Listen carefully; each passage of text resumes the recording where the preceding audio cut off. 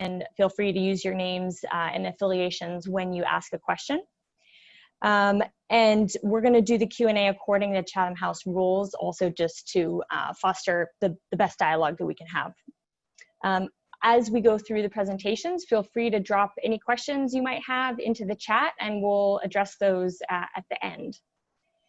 So to introduce our speakers today, I wanted to first present Mathew Goldberg. He's an associate research scientist at the Yale Program on Climate Change Communication at Yale University.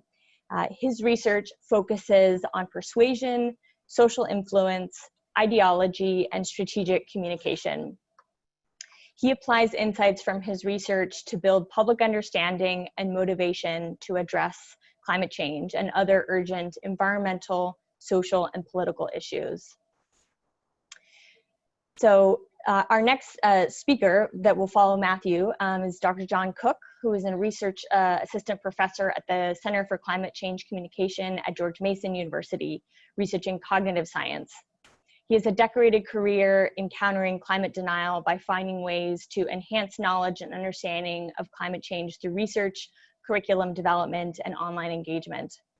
In 2007, he founded Skeptical Science, a website that won the 2011 Australian Museum Eureka Prize for the advancement of climate change knowledge, and the 2016 Friend of the Planet Award from the National Center for Science Education. His research has frequently been used by government officials, including former President Obama and former UK Prime Minister David Cameron. We're very excited that you're both here with us today, and without further ado, I'll turn it over to Mathew to start his presentation. All right, let me get this share screen on real quick. All right, all looks good. Awesome. Thanks so much for having me, everyone. Thanks for joining us. Super excited about this talk and to share some of our work with you. In my talk, Understanding and Influencing Public Opinion on Climate Change. First, and I'll start off with some thank yous to my amazing colleagues at the Yale Program on Climate Change Communication and the George Mason University Center for Climate Change Communication, as well as our funders. None of this work would be possible without that support. How this talk will be organized. I'll break it into three main parts. I'll do a very, very basic overview of the state of climate science. Note with the caveat that I'm a psychologist, so very brief overview. Part two, the state of US public opinion. This will largely follow our climate change in the American mind surveys that we've done since 2008 to the present. And then in part three, we'll get into some of the fun stuff of how do we bring public opinion in more in line with the evidence. So on to part one. Here's a quote that I think sums it up pretty well by Dr. Kate Marvel, a NASA atmospheric scientist. We are more sure that greenhouse gas is causing climate change than we are that smoking causes cancer. So incredibly powerful. Scientists are not often near this certain about anything. So it's worth noting the level of certainty in regard to human-caused climate change.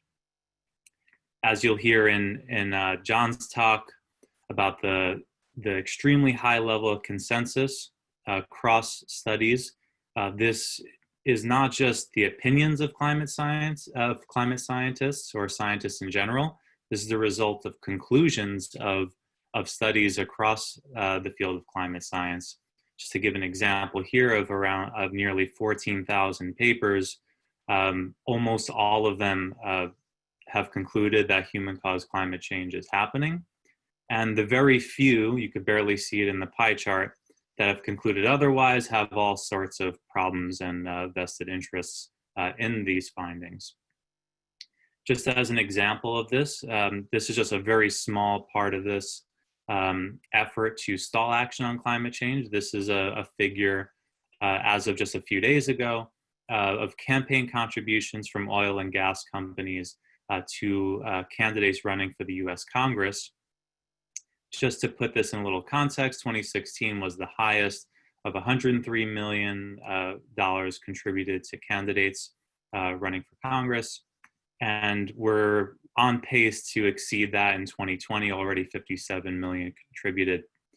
So this effort is really strong, and you'll hear a lot more about that in the next talk. But we did what I find to be a pretty interesting study in trying to parse out the strategy of like this countering climate science, and especially in the realm of public opinion. We found that it isn't necessarily that they're trying to convince legislators to vote more against the environment. It's that these oil and gas companies in particular, are heavily investing in legislators that already have a proven anti-environment track record. So this makes it really difficult to influence public opinion, considering how influential political elites are. And this isn't just abstract findings. Climate impacts are everywhere, and also show up in a variety of ways, including unprecedented drought and heat waves, flooding, wildfires in many parts of the world, and unprecedented hurricanes. So on to the state of US public opinion, and to get a sense of where it lies compared to the science. So one of our recent surveys on the extent to which Americans believe that climate change is happening. And that's, almost 3/4 of Americans believe that it's happening, which is certainly not nearly enough, but much fewer Americans believe that it's human caused, or have the understanding that it's caused mostly by human activities. Regarding the consensus, we went over how high it is, nearly unanimous, but only about 1 in 5 Americans understand that it is as strong as the consensus actually is. So this creates a large consensus gap. One way that we like to break down or segment the American public is to use this really interesting technique called segmentation analysis, and we gather Americans' views on climate change on a variety of pieces of the issue, from beliefs to risk perceptions and knowledge. We break them into these 6 categories called Global Warming's 6 Americas. And they vary in their engagement and beliefs on climate change, ranging from the alarmed, which is now the biggest segment.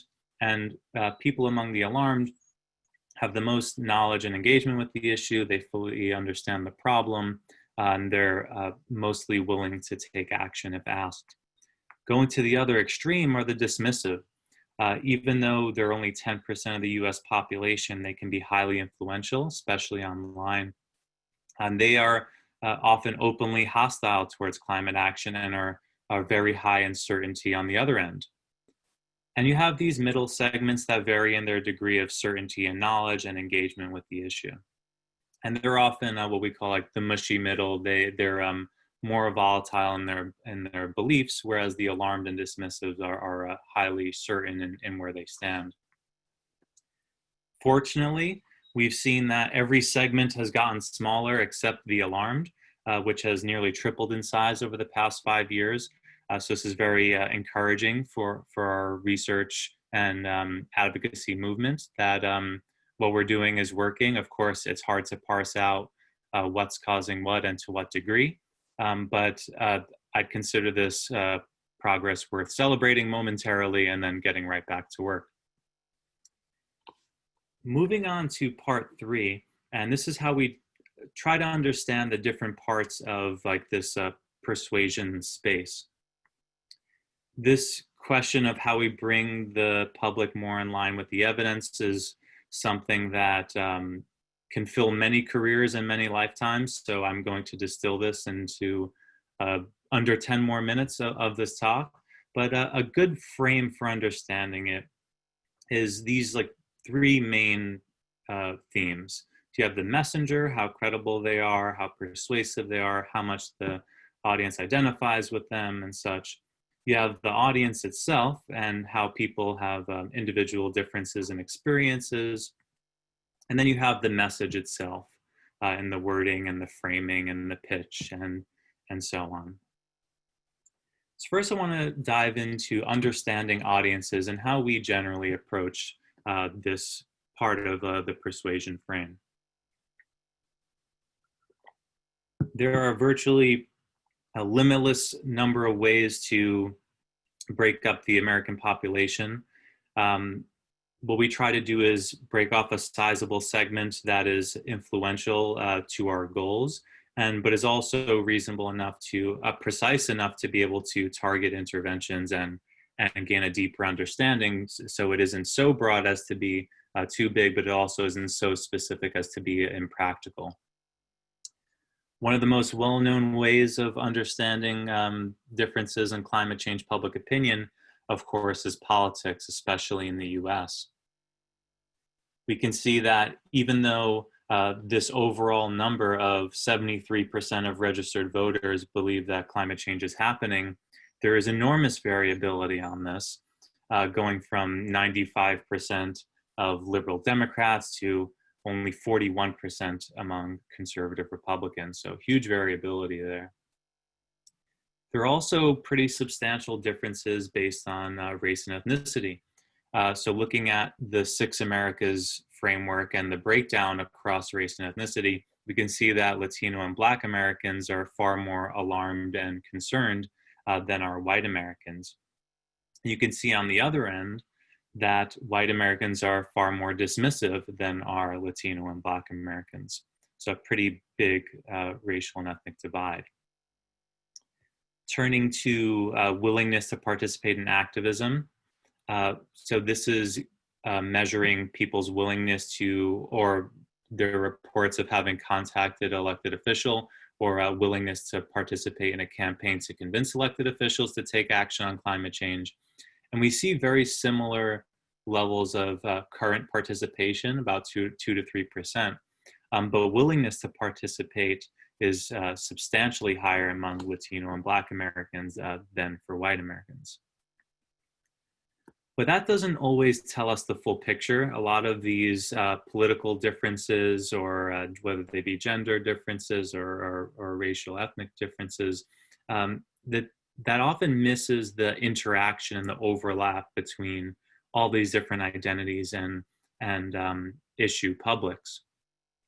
So one example of this is what the field, or a lot of scholars, call the conservative white male effect.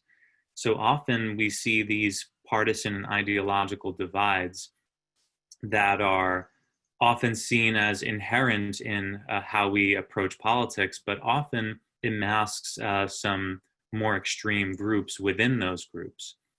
So the conservative white male effect, so conservative white men are even outliers among conservatives. So they often pull down that average in trying to, and it often masks our understanding of what conservatives are actually pro-climate, and many of which are, and that often hurts the general understanding that a lot of conservatives and Republicans are fairly good on climate, and these folks are outliers. In one study, we wanted to understand what might be driving this conservative white male effect, or try to explain well, why they're so different, even among conservatives, but also in how they're different. So we looked at this conservative white male effect based on education and income. So I'm showing you the results based on education because education was a better predictor of this conservative white male effect than income was. So to take a look here, we can see that for belief that climate change is happening, and you can see on the right as well, for belief that it's human cause, that conservative white men are far less likely to believe it's happening or human cause, even compared to other conservatives. In trying to understand why that is, we examined a bunch of different explanations, but the most prominent was differences in underlying worldviews and values. So we looked at individualism, so this value on freedom and autonomy, and this hostility towards government intervention to solve societal problems seems to be a key explainer. It is a strong predictor of climate belief and policy support. And it also, in this case, we find that regardless of education, it helps us distinguish between conservative white men and conservatives in general, which I think gives us a much better picture of these more specific audiences within political groups. There are a bunch of other ways that we like to try and understand climate change and how we can best communicate to the American public. So I'll briefly touch on a couple tools that our team has created, and I encourage you to look at them on our website. So this one is the Climate Change in the American Mind Data Explorer. You can choose any of these tabs, look at climate views over time by demographics or their politics. And you could also look at all these different questions, general beliefs about climate change, risk perceptions, behaviors, policy support, and much more. Another way that we aim to understand the relevant audiences among the American public is through geography.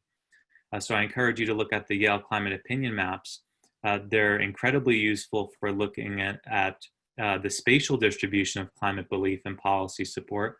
This is an incredibly useful tool just for understanding the American public, but also in the underlying politics, because much of politics is inherently local, and it gives you better context for trying to understand social influence if you're trying to move public opinion in a more competitive context versus one where it's much easier because people mostly would agree with the message. But let's take a look at understanding messengers and the spread of information itself. So one of the key strategies, I know John will probably touch on this as well, so I'll just briefly touch on it. Just conveying the consensus itself has been enormously useful and practical strategy for moving climate change public opinion in the right direction. Even though there is a lot of anti-science folks and beliefs out there and information exposure out there, scientists still enjoy a very high level of trust among the American public. So just communicating that almost every climate scientist and all of their research will support these conclusions, and it's not really equivocal. A good example of a fantastic messenger is when Pope Francis visited the United States and started to make his views on climate change much more prominent in his speeches. So during that time, so before he visited, we were able to, together with our colleagues at George Mason, to survey the American public, a nationally representative sample, before and then the months after Pope Francis had spent his time in the US speaking extensively about climate change. So during that time, certainty that climate change is happening went up 6 percentage points among the US, so just the US general public, so pretty substantial considering that it's, we fight hard for a few percentage points, so pretty substantial.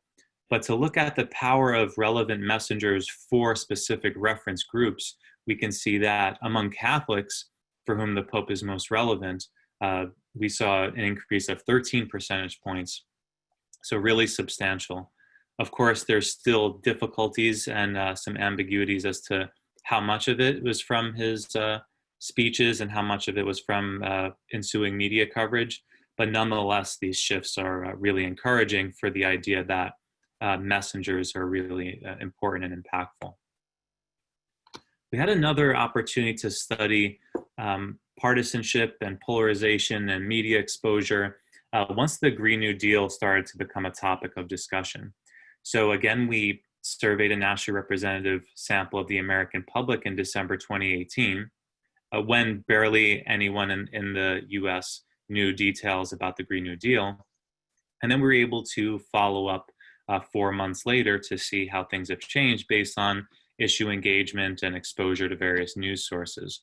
So here's how we generally described it to participants who at the time didn't have much exposure at all to information on the Green New Deal. I'll read aloud. The Green New Deal will produce jobs and strengthen America's economy by accelerating the transition from fossil fuels to clean, renewable energy. The deal would generate 100% of the nation's electricity from clean, renewable sources within the next 10 years, upgrade the nation's energy grid, buildings, and transportation infrastructure, increase energy efficiency, invest in green technology research and development, and provide training for jobs in the new green economy. So what's not to like? And that's what we found when we initially sampled the American public before there had been any media coverage on the topic. We found that the Green New Deal, as described, was strongly supported across partisan ideological lines, even among conservative Republicans, even more Tea Party type Republicans. But as you might expect, polarization happened over the ensuing months once the media got hold of it, especially conservative media, and this bipartisan support went away pretty quickly. One of the most astounding findings I've ever seen is in this figure. So this is a good example of how we're pretty confident that this is because of information exposure, not because of the disagreement with the ideas themselves. Here's an example. Democrats versus Republicans in their public opinion among those who heard nothing at all about the Green New Deal and among those who had heard a little versus a lot. We can see if they hadn't heard anything about it, so this is kind of like a pure example of just the information we gave them in describing it, there's broad support. It's incredible. Yeah, I've never seen this level of bipartisan support. But then it's truly mind-blowing, this level of difference among those who have heard a lot. And this tells us that this heard a lot section of the public they're largely in their own media environment where they've been bombarded, especially for Republicans, bombarded with information that is just nonstop saying bad things about the Green New Deal. So how could you expect anything different? But this level of polarization is unlike anything I've ever seen. To try and get a better sense of this over time splitting of the American public on the Green New Deal, we looked at Fox News viewers. So in the orange, we can see that this is people who watch Fox News more than once a week, and then the green line is once a week or less. And we can see that there's a stronger trajectory towards having heard a little or a lot among Republicans who watch Fox News. So they were hearing about it more than those who watch Fox News less. And we could also see that this corresponds with a steeper decrease in their support for the Green New Deal. And this is something that's interesting when we look at within some of these groups, that Republicans that engage with certain media sources are very different than what you might consider like a mainstream Republican. And Fox News Republicans, those who consistently watch it, often have way more extreme attitudes than those who don't. One topic that's been my specialty and is more of my my background and training in social psychology is the role of close social network members. So last year we published a study showing that people who discussed climate change at one time point, it fairly strongly predicted their acceptance of the scientific consensus 7 months later. And this was a discussion with close social network members and among friends and family. But of course, still ambiguous as to how much of it is caused by the discussion itself versus other things going on during that time period. So we've been digging more deeply into this idea of social consensus. So I touched briefly on the scientific consensus and briefly stated that it's a very useful way to communicate these issues. But social consensus is incredibly important too in people's close social networks. So take this as an example, people who say climate change is happening, among those who say that their friends and family don't really care much about the issue versus those who say that they strongly care. We can see that no matter who you are, if you have high social consensus, you're more likely to believe climate change is happening, human cause, worry about it, support policy, and so on. But another way to look at it is that partisan and ideological differences are way larger among those who have social network members that don't really care about the issue. But we see much more agreement among those who have high social consensus. So this is really encouraging for what I'm calling more bottom-up approaches of person to person rather than only thinking about mass media. You can see the same story for the belief that it's human caused, worried about it, and also support for regulating CO2 emissions. And I like to focus on this part because there's just such strong agreement in this issue public. So in a nutshell, as our friend and colleague Ed Maybach likes to say, simple, clear messages repeated often by a variety of trusted messengers is the key to moving forward on this.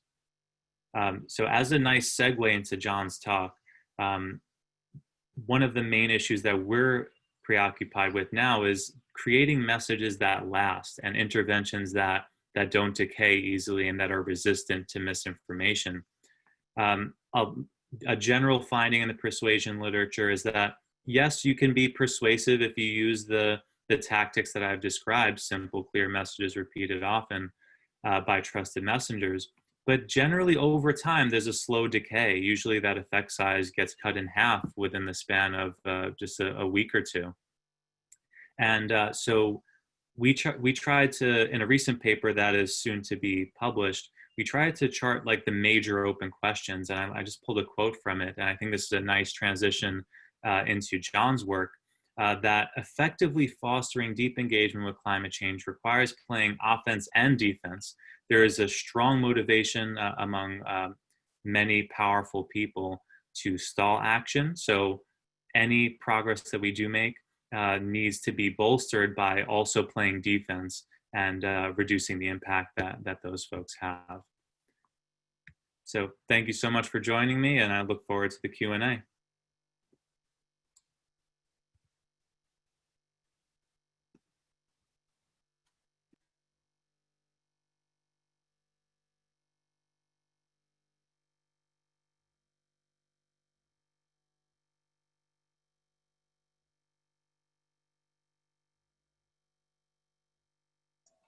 I think you might need to unmute.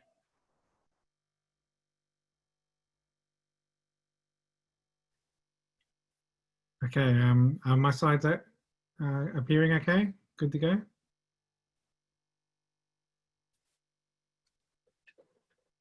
I'll take that as yes. Yes, we can see him. Great, excellent. So thanks very much, Matthew. That was a really interesting talk. And I'll build on some of the things you said. There's a lot of I guess parallel themes between your work and mine. So what I wanted to talk about was two aspects of misinformation about climate change. And these principles actually apply to misinformation in general as well. One is understanding how misinformation does damage, which is important for several reasons. One being that understanding those dynamics actually points to the solution to misinformation, or one of the solutions at least. So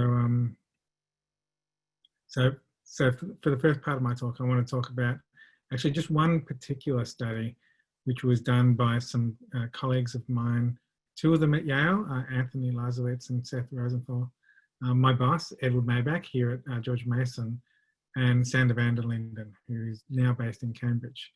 And they tested what happens when people are exposed to different types of messages, conflicting pieces of information and misinformation.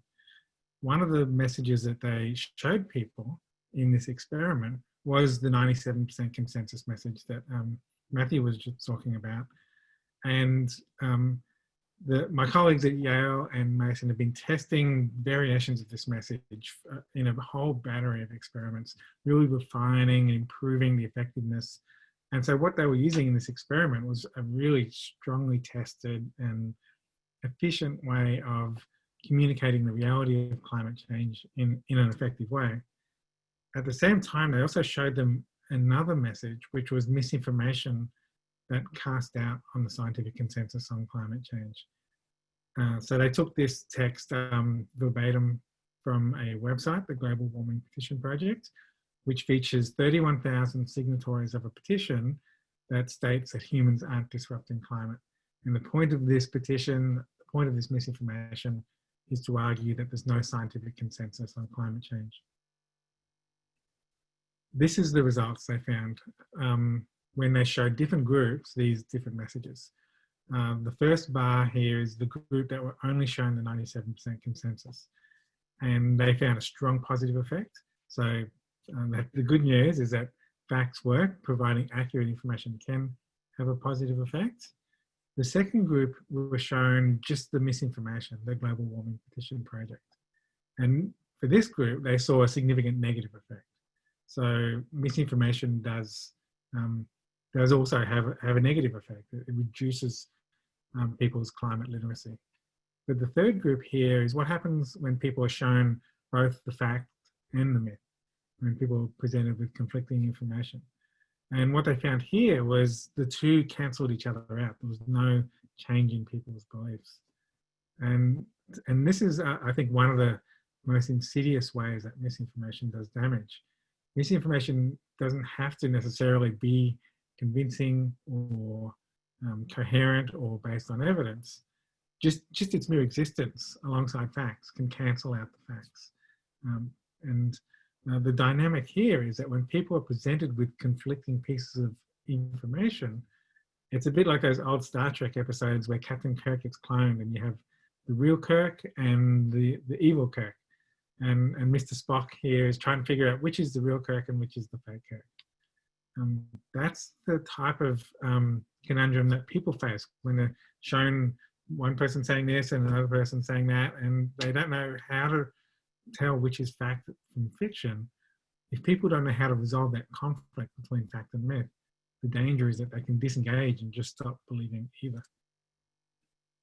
So to try to address this problem, what the researchers did was they drew on a branch of psychological research called inoculation theory. And inoculation theory takes the idea of vaccination and applies it to knowledge. What they found is that by exposing people to a weakened form of misinformation, you can build people's resistance or their immunity so that when they encounter the actual misinformation, it no longer influences them. So this is what I mean by a weakened form of misinformation. In this experiment, they basically explained the ways that the misinformation misleads.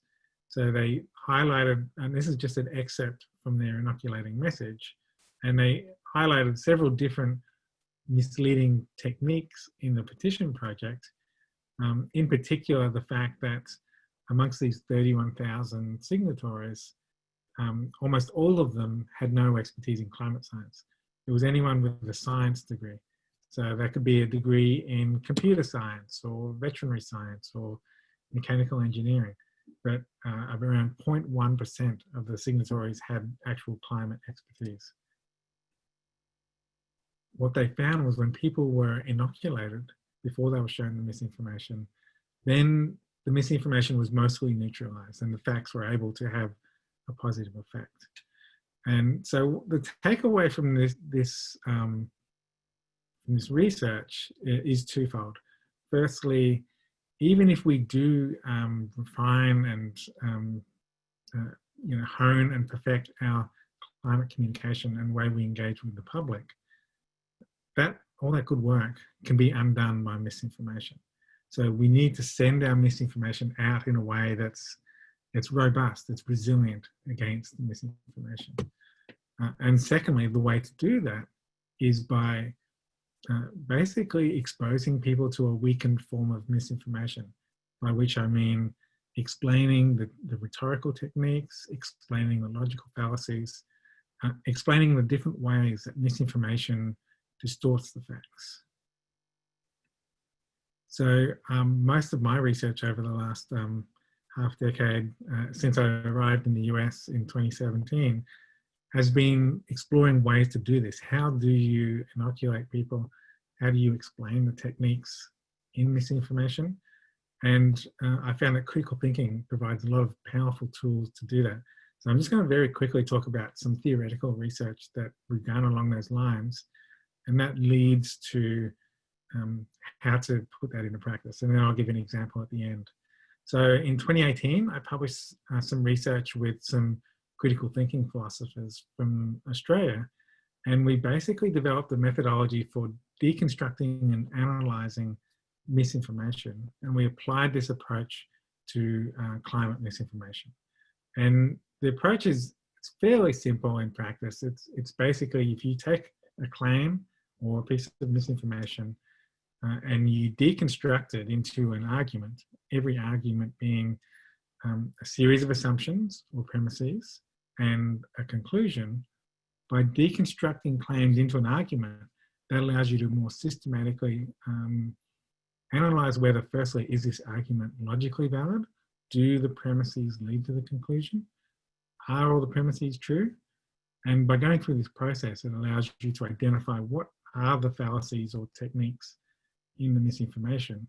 And once you have that, then you can inoculate people by explaining the ways that the myth distorts the facts. So let me give an example with the myth that I talked about in that previous experiment, the Global Warming Petition Project. So the claim here is that 31,000 dissenting scientists prove that there's no scientific consensus. Now, there's two assumptions or premises in this argument. Firstly, a large proportion of science graduates dissent against climate change. That if people have a degree in science, then they're experts on climate change. And if you take these two premises, if they're both true, then it follows that the conclusion that there's no scientific consensus on climate change. But once you've worked out this argument structure and you see what are the assumptions in this argument, that allows you to exactly identify where the argument goes wrong. Firstly, the first premise is false because 31,000 people is not a large proportion of science graduates. There are millions of science graduates in the US, so it's only like a fraction of a percent of the scientific community. And secondly, just because someone has a degree in science doesn't mean that they're an expert in climate change. A computer scientist is not necessarily an expert or isn't an expert in climate science. So I found that a very useful framework for identifying the different fallacies or rhetorical techniques in misinformation are the 5 techniques of denial, summarized with the acronym FLIC. Fake experts, logical fallacies, impossible expectations, cherry picking, and conspiracy theories. And these are just kind of the main categories of them. Over time, I've been gradually building up a landscape of these different techniques of science denial to the point where it's actually getting quite a complicated taxonomy of different fallacies and techniques. And this isn't comprehensive either, but I've slowly been building it up. I'll come back to this a little bit later as a resource that you can follow up if you're interested. So let me give you a practical example of taking misinformation, applying this this critical thinking methodology, and then how you might practically explain how the myth misleads to a person. So here is a argument that was made during the 2016 Republican primaries, where Marco Rubio was essentially arguing that climate change that we're experiencing now is natural because we've always experienced natural climate change throughout history. And if you deconstruct that argument, he's basically arguing that climate changed naturally in the past, climate's changing right now, and whatever drove climate back then must be what's driving climate now. So therefore, what's happening now is natural as well. And this argument commits a single cause fallacy.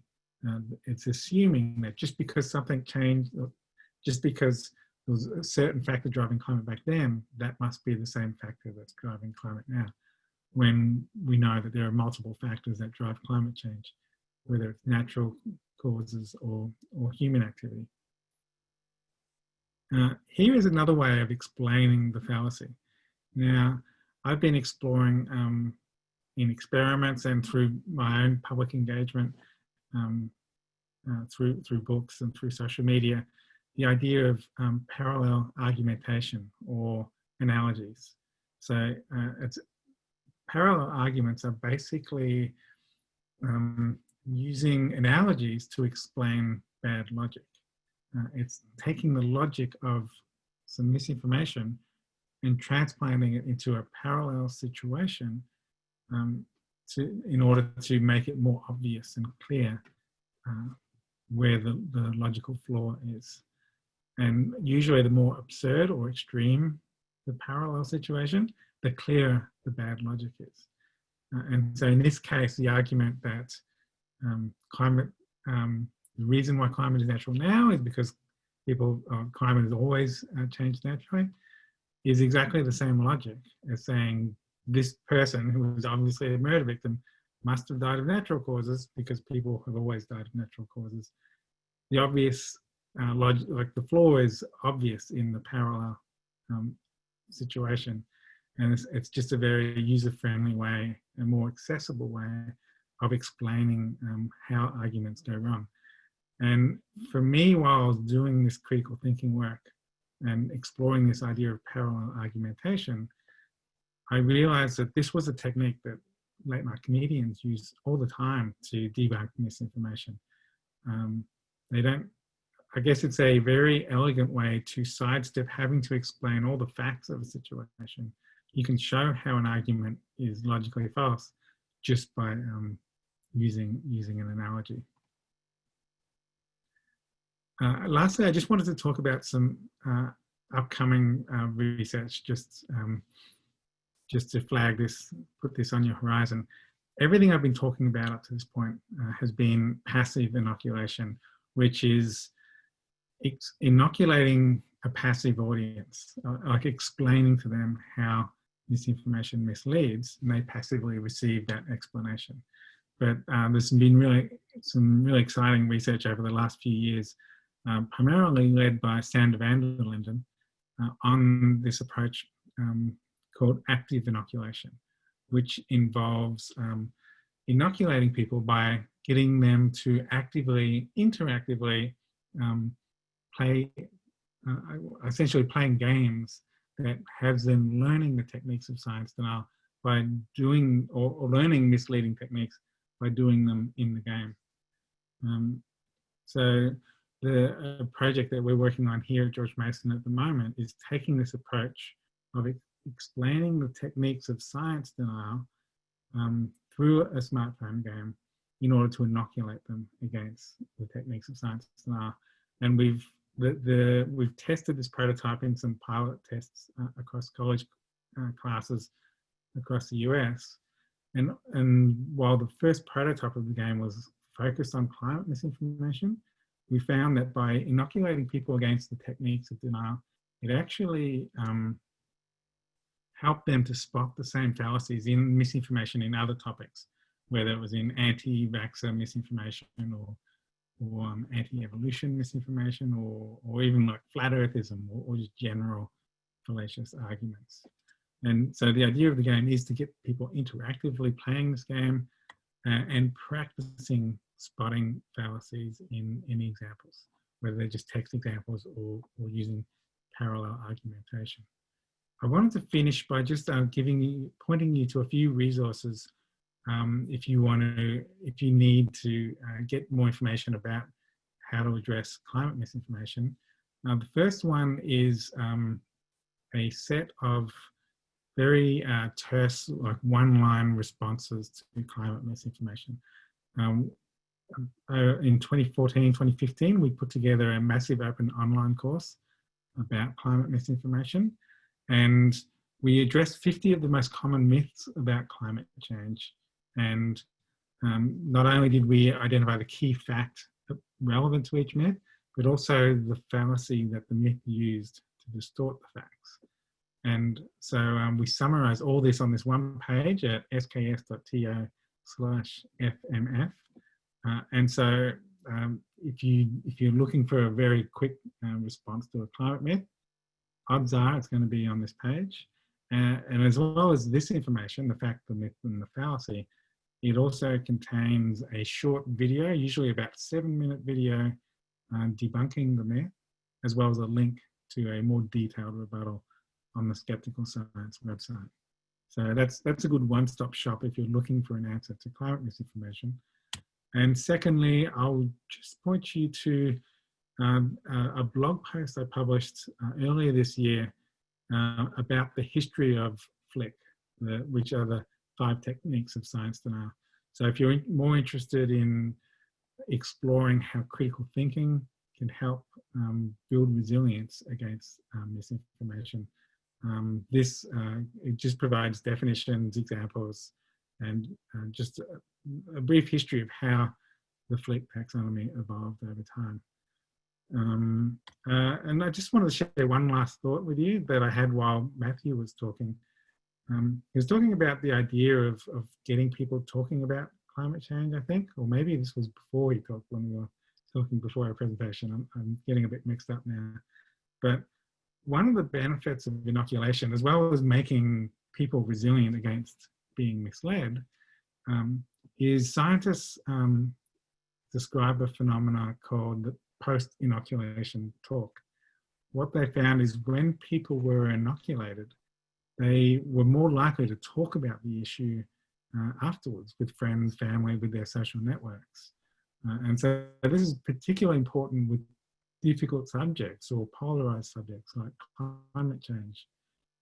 In the climate communication community, we talk about this thing, climate silence. The fact that people tend not to talk about climate change with their friends and family. And research by Nathaniel Geiger and Janet Swim found that the biggest predictor or driver of this climate silence is the misconception that not many people care about climate change, or they call it pluralistic ignorance. People are ignorant of the fact that they're in the majority, that, as Mathew showed in his data, 57% of the US are concerned or alarmed about climate change. So communicating that social consensus is one of the most important things we can do to help break climate silence. But also inoculating people and helping them understand the types of techniques found in misinformation also empowers people to talk about it. The other thing that Janet Swim found in her research is that as well as this misconception of pluralistic ignorance, people are also worried about pushback and afraid that they'll be made to look stupid if they do bring up the issue of climate change. And so that's why post-inoculation talk is powerful as well. By understanding the types of arguments you might encounter when you do bring up the subject,